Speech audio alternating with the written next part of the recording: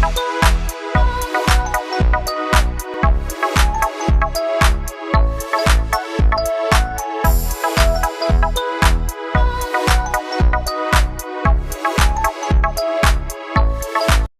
Badminton lovers, ನಾನು Ravindra Shanbhag, BWF certified coach. ಇವತ್ತು ನಾವು ಮ್ಯಾಕ್ಸ್ ಬೋಲ್ಟ್ ಕಂಪನಿಯ ಗ್ಯಾಲೆಂಟ್ ಟೂರ್ ಅನ್ನೋ ಮಾಡೆಲ್ನ ನೋಡ್ತಾ ಇದ್ದೀವಿ.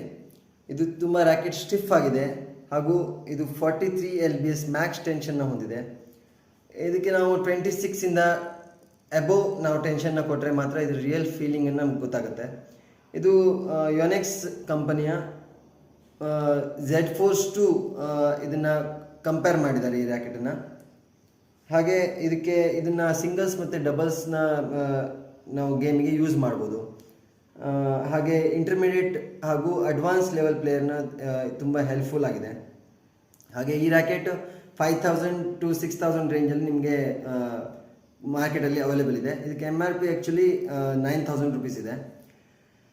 ಹಾಗೆ ಇದಕ್ಕೆ 85 ಗ್ರಾಮ್ಸ್ ±2 ನಿಮಗೆ ಇದು ಬರುತ್ತೆ, ಇದ್ರ ವೇಟ್ ಬರುತ್ತೆ. ಹಾಗೆ ಗ್ರಿಪ್ 4U ಇದೆ ಇದು.